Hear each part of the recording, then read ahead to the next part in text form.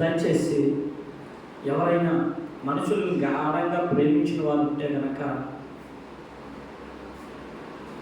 కళ్ళు తెచ్చుకోండి. ఈరోజైనా భార్యను ఎక్కువగా ప్రేమిస్తున్నావేమో, తల్లిదండ్రులను ఎక్కువగా ప్రేమిస్తున్నావేమో,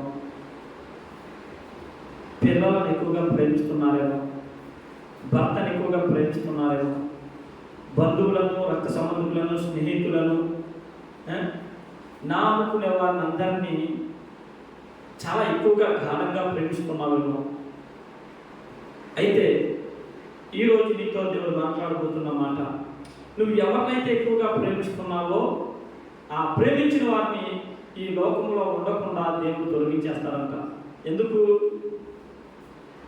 ఈ లోకంలో మనం దేనినైతే ఎక్కువగా ఇష్టపడతామో అది పోయిన రోజున, దేనినైతే ఎక్కువగా ఇష్టపడతామో అది మన చేతిలో నుండి, మన దగ్గర నుండి పోయిన తర్వాత మనం బాధపడవలసిన పరిస్థితి ఏర్పడుతుంది.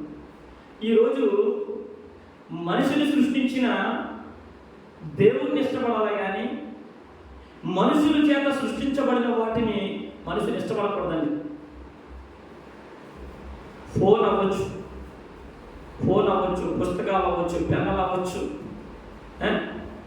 ఇంకా ఇల్లులు అవ్వచ్చు, స్థలాలు అవ్వచ్చు, వ్యాపారాలు అవ్వచ్చు, మనుషులు అవ్వచ్చు, ఎవరైనా వాట్ ఎవర్ మేబీ, ఏదైనా సరే దేవుణ్ణి కాదని ఈరోజు ఏదైతే ఎక్కువగా ఇష్టపడతామో అది మన దగ్గర నుంచి పోతుందని.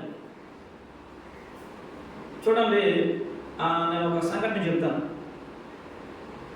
ఒక ఆయనంట తన భార్యను చాలా గాఢంగా ప్రేమించాడంట. ఎంత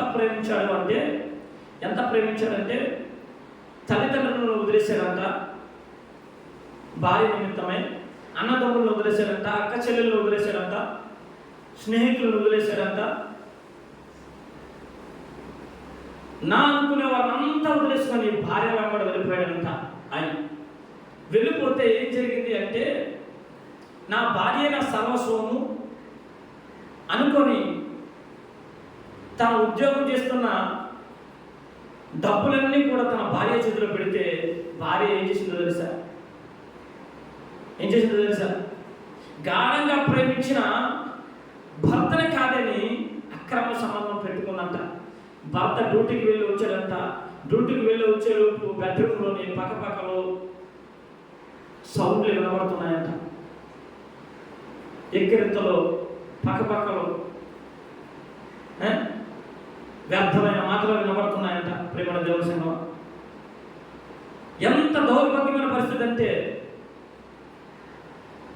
భార్యను చంపడము, భార్య ఇంకొకరితో అక్రమ సంబంధం పెట్టుకుంది అని తలంచి ఉండలేకపోయి ఏం చేయాలో తెలియక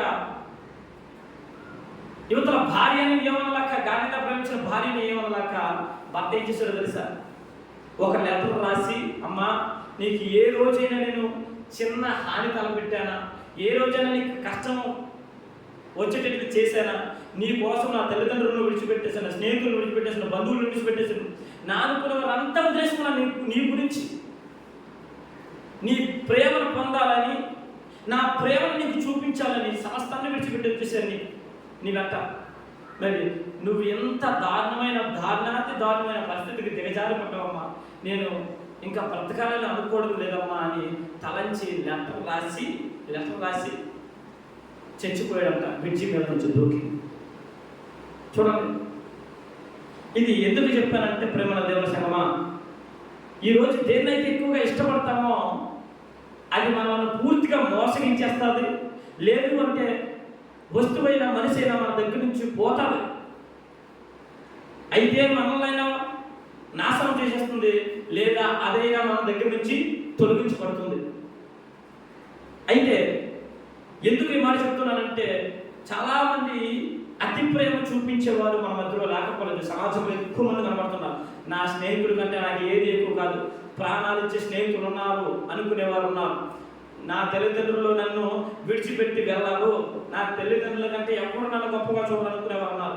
నా భర్త కంటే, నా భార్య కంటే, ఇదిగో నా వ్యాపారాల కంటే ఏది ఎక్కువ కాదు అనుకునేవారు ఉన్నారు సమాజంలో. ప్రేమల దేవుని సంఘం గమనించండి.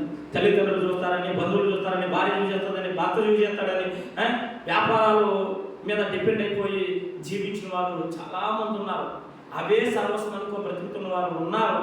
ఉండి వారి చేతిలో నుంచి కోల్పోయిన రోజులు కూడా వచ్చి పరిస్థితులు తారుమారైపోయి చావాలా బ్రతకాలని సందిగ్ధంలో పడిన మనుషులు లేకపోలేదు. సమాజంలో ఎక్కువ మంది ఉన్నారు. మరి దయచేసి దేవుడే అంటున్నాడు, మీరు ఏదైతే ఎక్కువగా ఇష్టపడతారో నన్ను కాదని, అది మీ అందరిలో తొలగిపోతుంది. దయచేసి ఈ భూమి మీద ఉన్న వాటిని ఎక్కువగా ఇష్టపడవద్దు. ఇష్టపడవలసింది ఏంటి అంటే సాక్షాత్తు దేవుడినే మనము ప్రాణం కంటే ఎక్కువగా ప్రేమించాలి. కానీ ఈ లోకంలో ప్రియురాలు కానీ, తల్లిదండ్రులు కానీ, బంధువులు కానీ, ఇరుగుపొరుగు కానీ, రక్త సంబంధులు కానీ ఎవరిని కూడా ఇష్టపడకూడదండి. అది ధనమైన, వస్తువైనా, మనిషి అయినా దేన్ని కూడా మనం ఎక్కువగా ఇష్టపడకూడదు. ఒకవేళ ఇష్టపడితే అది మన దగ్గర నుంచి తొలగిపోతుంది. తొలగిపోయిన నాడు మనకి నష్టమో, కష్టమో, నాశనమో తెచ్చిపెడుతుంది. లేదంటే మన చేతిలో జారిపోవడం అనేది జరుగుతుంది. దయచేసి దేని మీద మీరు ఎక్కువగా దేన్ని ప్రేమించవద్దు. మీరు ప్రేమించాలి అనుకుంటే కనుక శాశ్వతమైన ప్రేమతో ప్రేమించిన నజరేయుడైన యేసుని ప్రేమించండి. ఆయన మిమ్మల్ని ప్రేమిస్తూనే ఉన్నాడు, ప్రేమిస్తూనే ఉంటాడు. అటువంటి ఆయనను ప్రేమించండి. ఆయన ప్రేమను మీరు పొందుకుంటారని ప్రేమతో తెలియపరుస్తూ కొద్దిమంది దేవుడు దీవించును గాక.